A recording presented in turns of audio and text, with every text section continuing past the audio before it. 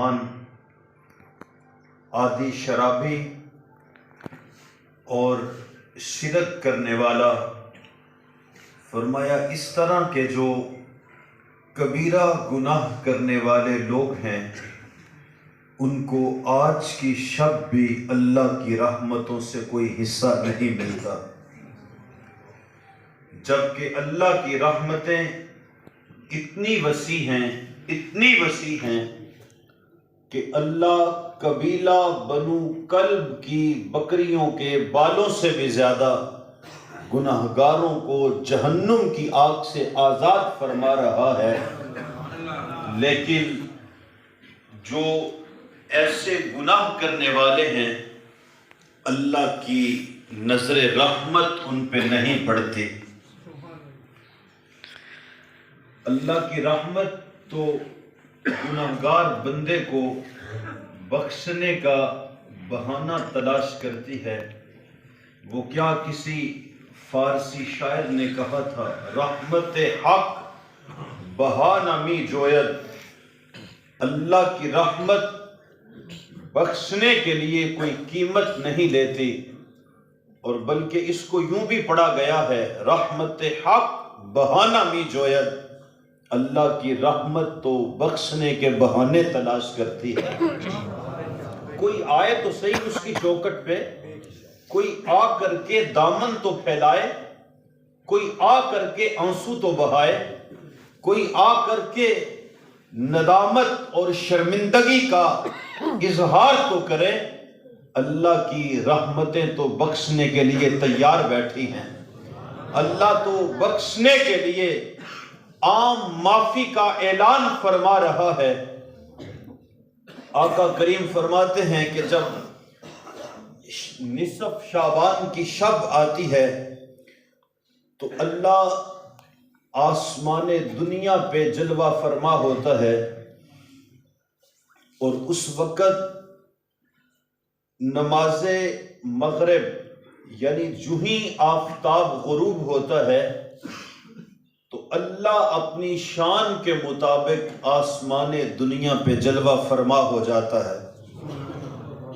اگلے دن کی صبح تک، نماز فجر تک، طلوع صبح صادق تک اللہ آسمان دنیا پہ جلوہ فرما رہتا ہے، اور عام معافی کا اعلان کیا جاتا ہے، اور منادی ندا دیتا ہے کوئی بخشش مانگنے والا کہ اس کو بخش دیا جائے، ہے کوئی رزق تلاش کرنے والا کہ اس کو رزق عطا کیا جائے، ہے کوئی مصیبت کا مارا ہوا کہ اسے آج مصیبت سے چھٹکارا دے دیا جائے، ہے کوئی حسرتوں کا مارا ہوا کہ اس کی جھولی آج خوشیوں سے بھر دی جائے۔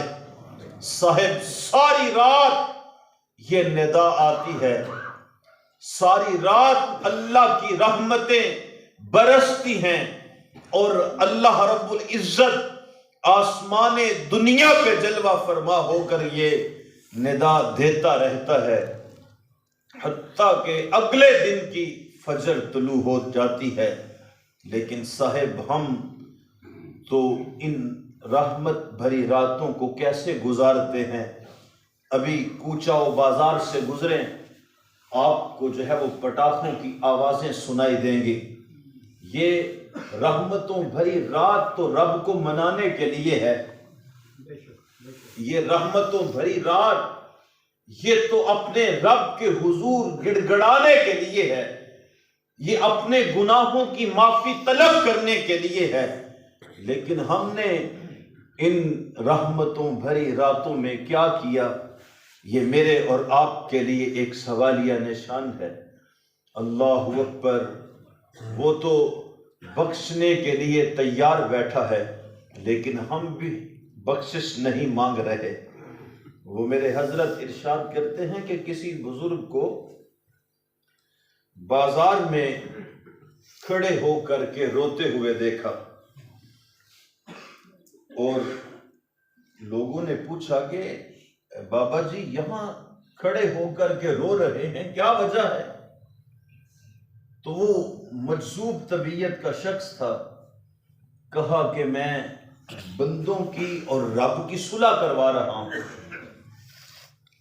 آج وہ تو مان رہا ہے لیکن بندے نہیں مان رہے، وہ اپنے کام کاج میں مصروف ہیں، وہ ضروریات زندگی سے بڑھ کر خواہشات زندگی کو پورا کرنے اور اس کی تکمیل میں لگے ہوئے ہیں۔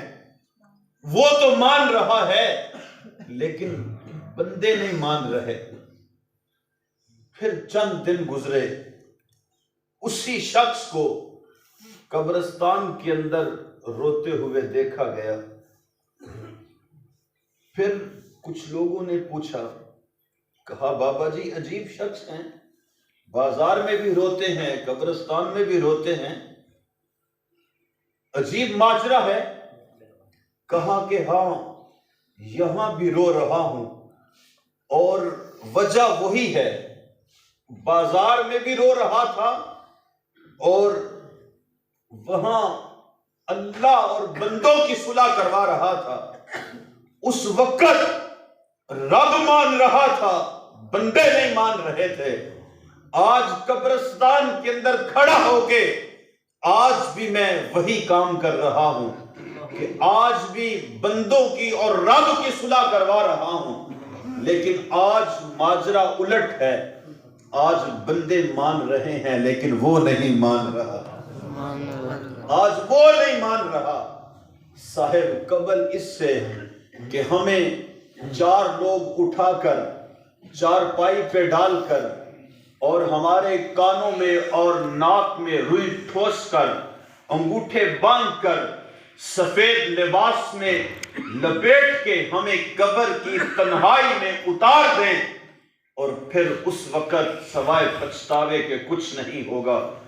آج تو وہ مان رہا ہے، آج تو وہ رحمتوں بھری راتیں بھی عطا کر رہا ہے۔ کسی بہانے سے وہ اپنے بھٹکے ہوئے بندے کو اپنی چوکٹ پہ دیکھنا چاہتا ہے، اور وہ بار بار اعلان بھی کرتا ہے، یا ایھا الانسان ما غرک بربک الکریم۔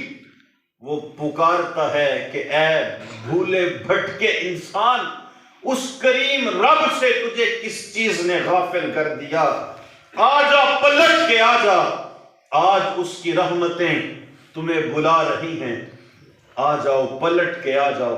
پھر کفن میں منہ چھپا کے آؤ گے، آج کھلے منہ آ جاؤ، آج وہ بخشنے کے لیے آمادہ ہے۔ ہم تو مائل بکرم ہیں، کوئی سائل ہی نہیں، راہ دکھلاویں کسے، کوئی راہ روے منزل ہی نہیں، کوئی منزل کی طرف آئے تو صحیح، کوئی ہماری طرف قدم بڑھائے تو صحیح۔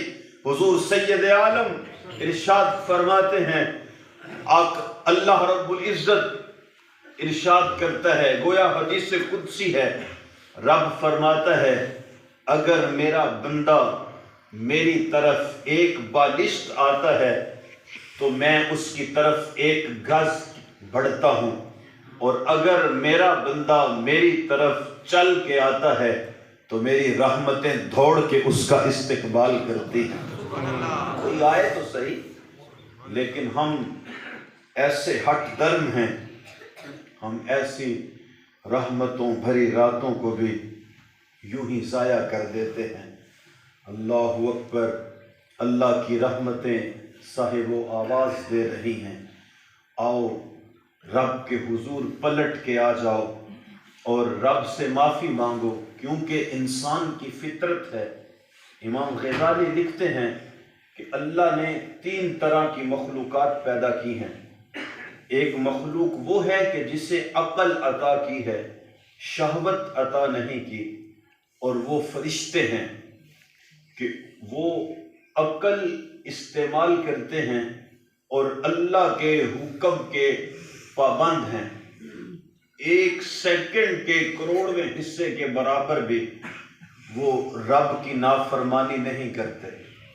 ہم وقت تسبیح و تہلیل میں موجود ہیں، رب کی عبادت میں ہیں، اور فرمایا کہ دوسری مخلوق وہ پیدا کی ہے کہ جسے اللہ نے شہوت عطا کی ہے، عقل عطا نہیں کی، اور وہ جانور ہیں، بہائم اور چوپائے ہیں کہ جن کے پاس کھانے پینے، عقل و شرب اور جماع کے علاوہ کوئی عقل والا کام نہیں ہے، وہ چوپائے ہیں، کبھی ان سے نیکی ہونا یہ محال ہے۔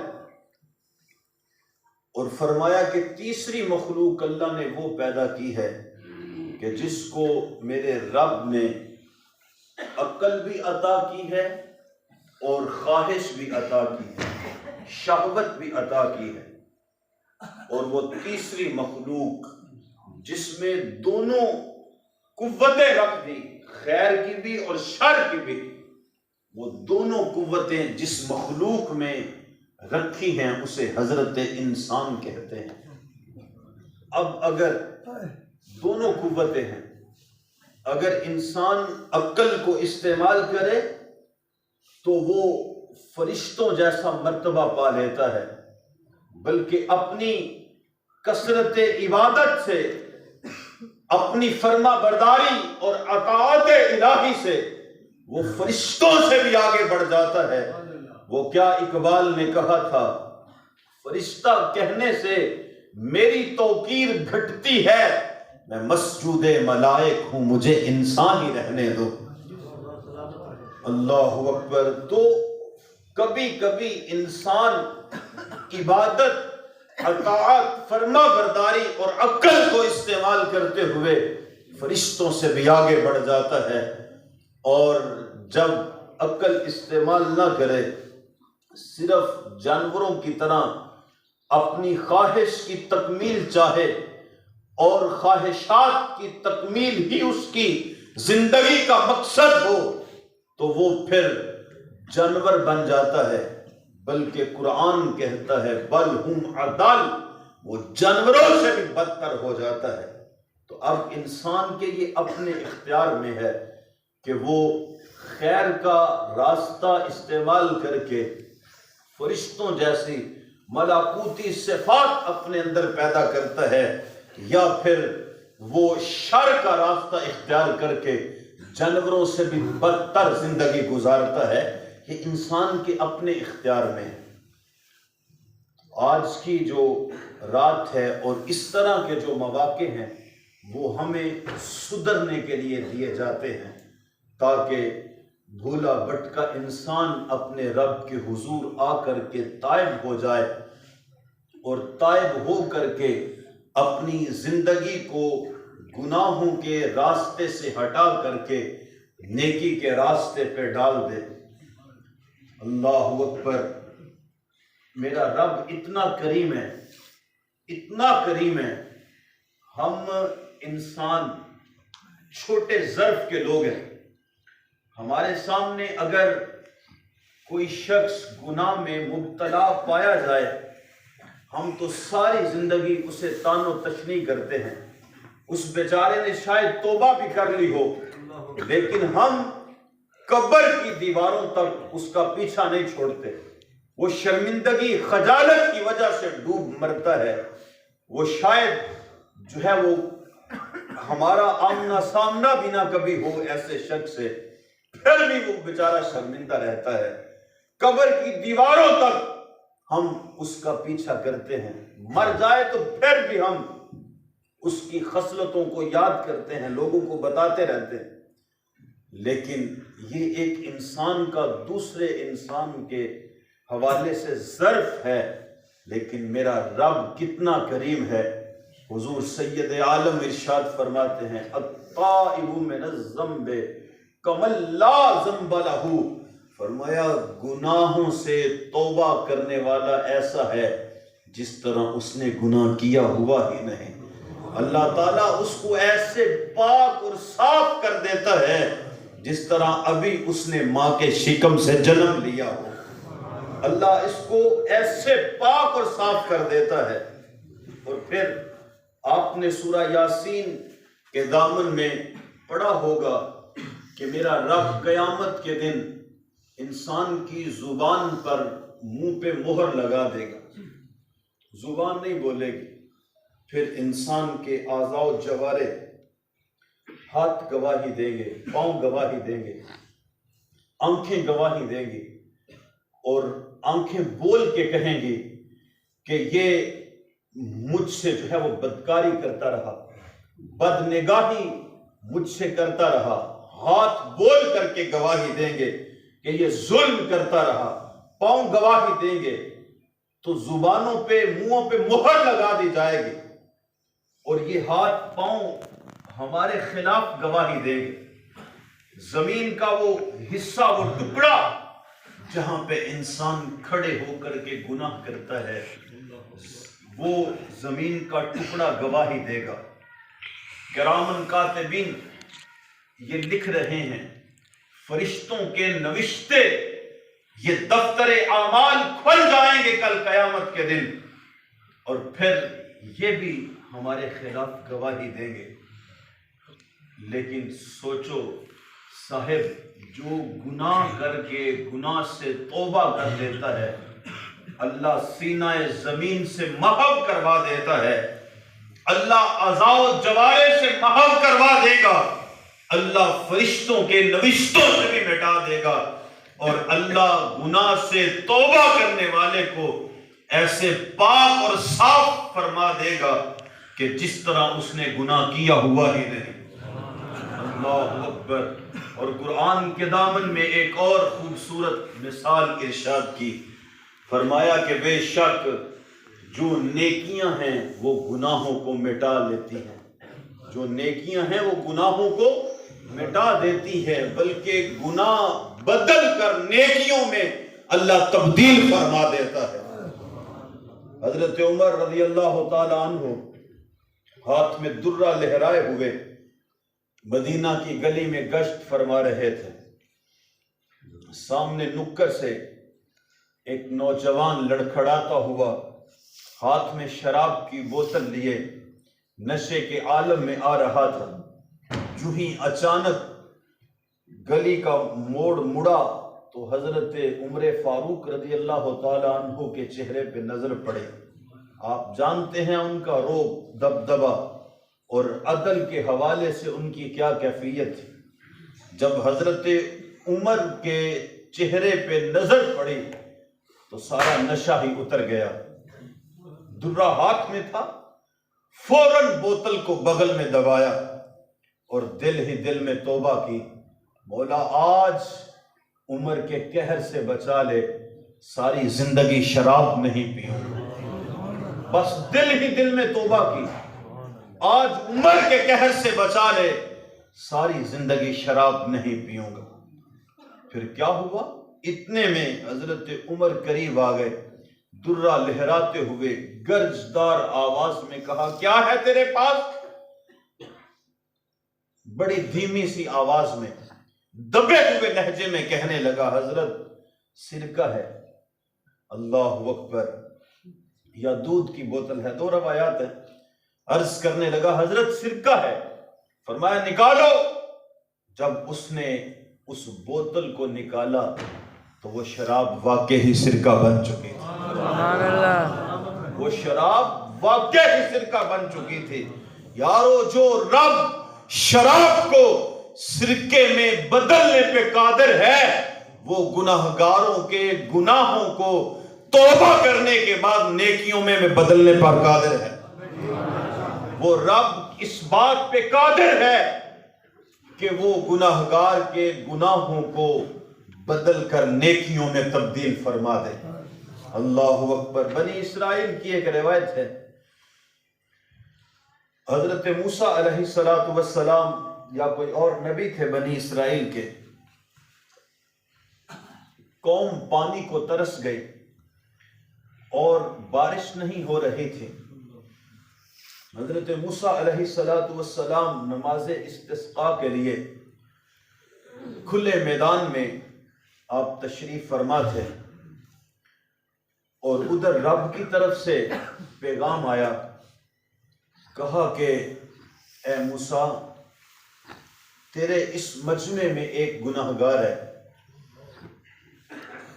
اس کی وجہ سے میں بارش نازل نہیں کر رہا۔ حضرت موسیٰ علیہ السلام نے وقت کے پیغمبر نے لوگوں کو بتا دیا کہ اس مجمع میں ایک گناہگار ہے، میرا رب فرماتا ہے کہ میں اس کی وجہ سے تم پہ بارش نازل نہیں کر رہا۔ اب سوچو یارو، اس مجمع میں اگر کسی شخص کو کہا جائے اور نامینیٹ کیا جائے کہ فلاں اس مجمع سے نکل جائے تو اس کی کیا عزت باقی رہے گی؟ وہ بیچارہ تو شرمندگی سے ڈوب مرے گا کہ مجھے اتنے بڑے مجمع سے نام لے کر کے علیحدہ کر دیا گیا، اس کی کیا کیفیت ہوگی؟ اب وہ جو شخص تھا دل ہی دل میں رونے لگا، پشیماں ہونے لگا، خجالت و شرمندگی کے پسینے سے شرابور ہوا، دل ہی دل میں توبہ کی، عرض کی مالک یہ میرا اور تیرا معاملہ ہے، میں توبہ کرتا ہوں کہ آج کے بعد گناہ نہیں کروں گا، آج کے بعد گناہ نہیں کروں گا، بس آج مجھے شرمندگی سے بچا لے۔ پھر کیا ہوا؟ ابھی کوئی اٹھا بھی نہیں تھا کہ بادل امڑ کے آئے اور رب کی برکہ برسنے لگی، چھم چھم بادل ٹپکنے لگے۔ وقت کے نبی نے اللہ کی بارگاہ میں عرض کی، مولا ابھی تو کوئی اٹھا بھی نہیں، ابھی حکم آیا تھا کہ اس مجمع میں ایک گناہگار ہے، وہ اٹھے گا تو بارش آئے گی، ابھی تو کوئی اٹھا بھی نہیں کہ بارش آ گئی، ماجرا کیا ہے؟ تو رب نے ارشاد فرمایا، اے موسیٰ علیہ السلام، جس کی وجہ سے ہم بارش نازل نہیں کر رہے تھے، اب اسی کی وجہ سے ہم نے بارش کو نازل کر دیا، اب اسی کی وجہ سے ہم نے بارش نازل کر دی ہے۔ صاحب شرط یہ ہے کہ کوئی پکی اور سچی توبہ کرے تو صحیح، لیکن آج ہمارا طریق یہ ہے، توبہ کی پھر توبہ کی پھر توبہ کی پھر توبہ کر کے توڑ دی، میری اس توبہ پہ توبہ بھی توبہ کر اٹھے۔ آج ہمارا یہ رویہ ہے کہ ہم توبہ کرتے ہیں پھر توڑ دیتے ہیں، پھر کرتے ہیں پھر توڑ دیتے ہیں۔ اور یہ بات یاد رہے کہ جو پکی اور سچی توبہ کرتا ہے، یہ سارے وعدے اللہ کے اور اللہ کے حبیب کے اس شخص کے لیے، اور جو توبہ کر کے توڑ دیتا ہے گویا کہ وہ رب سے تمسخر کرتا ہے، مذاق کرتا ہے، معاذ اللہ۔ اور ایسے شخص کے لیے کیا ہوگا؟ اللہ رب العزت میدان محشر میں بھرے مجمع میں جب حضرت آدم علیہ السلام سے لے کر کے اس کائنات کے آخری شخص تک ساری دنیا وہاں موجود ہوگی، تو اللہ ایسے تمسخر کرنے والے شخص کے لیے جنت کا دروازہ کھولے گا۔ جب وہ قریب آئے گا تو جنت کا دروازہ اس کے منہ پہ بند کر دیا جائے گا، تو وہ عرض کرے گا، مالک مجھے اتنے بڑے مجمع سے بلایا گیا اور پھر جنت میں داخلے کا اذن بھی نہیں دیا گیا، وجہ کیا ہے؟ تو میرا رب ارشاد فرمائے گا کہ تو بھی دنیا میں توبہ کرتا تھا، پھر توڑ دیتا تھا، پھر کرتا تھا، پھر توڑ دیتا تھا، تو نے دنیا میں ہمارے ساتھ تمسخر کیا ہے اور آج تیرے ساتھ یہی سلوک ہوگا۔ تو صاحبو، آؤ آج کی اس رحمتوں بھری رات میں اللہ کی رحمتیں ہمیں بھلا رہی ہیں کہ آ جاؤ، زندگی جتنی گزر گئی وہ گناہوں میں گزری، وہ بھول چوک میں گزری، صغیرہ و کبیرہ گناہوں میں گزری، آ جاؤ تم بس ایک ندامت کا آنسو لے کے آ جاؤ، میں تمہارے پچھلے سارے گناہ معاف کر دوں۔ حضور سید عالم ارشاد فرماتے ہیں، اللہ کے غضب کی آگ کو 7 سمندروں کا پانی بھی نہیں ٹھنڈا کر سکتا، لیکن گناہگار کی آنکھ سے ٹپکا ہوا آنسو وہ اللہ کے غصے کی آگ کو ٹھنڈا کر دیتا ہے، اللہ کے غصے کی آگ کو ٹھنڈا کر دیتا ہے اور رب کی رحمتوں کے دروازے کھل جاتے ہیں۔ حضور سید عالم ارشاد کرتے ہیں کہ کائنات میں اتنا کوئی کسی کا انتظار نہیں کرتا جتنا رب اپنے بندے کی توبہ کا انتظار کرتا ہے۔ اللہ اکبر۔ یارو کوئی ایسا بھی ہوگا کہ جو بھٹکے ہوئے اپنے بندے کو، اپنے غلام کو، وہ جو راہ ہدایت سے بھٹک گیا ہے، اس کو راہ ہدایت پہ لانے کے لیے رب کتنا انتظار کرتا ہے۔ جب کبھی بچہ گھر سے بھاگ جائے تو پھر ماں باپ کی طرف سے اشتہار دیا جاتا ہے اخبارات میں کہ اس نام کا بچہ فلاں رنگ کے کپڑے اور شلوار قمیض پہنا ہے، اگر کسی کو ملے تو وہ اس پتے پہ بھیج دے، اور ساتھ یہ بھی نوٹ کی صورت میں لکھا ہوتا ہے کہ اگر وہ خود پڑھ رہا ہے، توجہ چاہوں گا ان جملوں پہ، اگر وہ خود پڑھ رہا ہے تو وہ گھر لوٹ آئے، اسے کچھ نہیں کہا جائے گا۔ یہ ماں باپ کا ظرف ہے کہ وہ اپنے بھٹکے ہوئے بچے کو گھر میں واپس بلاتے ہیں اور یہ کہتے ہیں کہ اگر وہ آ جائے تو اسے کچھ نہیں کہا جائے گا۔ یارو یہ ایک ماں کا پیار ہے، اور جو 70 ماؤں سے بھی زیادہ پیار کرتا ہے، سوچو اس رب کی رحمت کتنی عام ہوگی۔ پھر رب ارشاد کرتا ہے، فرماتا ہے کہ اے بھٹکے ہوئے انسان، آج زندگی میں توبہ کر کے آ جا، اگر تو آ جائے گا تو تجھے کچھ نہیں کہا جائے گا، تجھے کچھ نہیں کہا جائے گا، سارے گناہ معاف کر دیے جائیں گے۔ لیکن اگر تو توبہ کر کے نہ آیا، پھر لوگ تجھے اٹھا کے لائیں گے، تو کفن میں منہ چھپا کے آئے گا، پھر ہم تمہیں عذاب کے اندر مبتلا کریں گے، اور آج کھلے منہ ندامت اور شرمندگی کے آنسو لے کر کے میری بارگاہ میں آ جا، پھر تمہیں اللہ بخشش کا پروانہ عطا کرے گا۔ صاحبو، کہنے کو تو بہت کچھ ہے، لیکن آج کی یہ رحمتوں بھری رات خوب عبادت کی رات ہے، نجات کی رات ہے، اللہ سے مغفرت اور بخشش طلب کرنے کی رات ہے۔ اور آج کی رات میں جیسے کہ آپ نے سماعت کیا، اللہ قبیلہ بنو کلب کی بکریوں کے بالوں سے بھی زیادہ گناہگاروں کو جہنم کی آگ سے آزاد کر دیتا ہے۔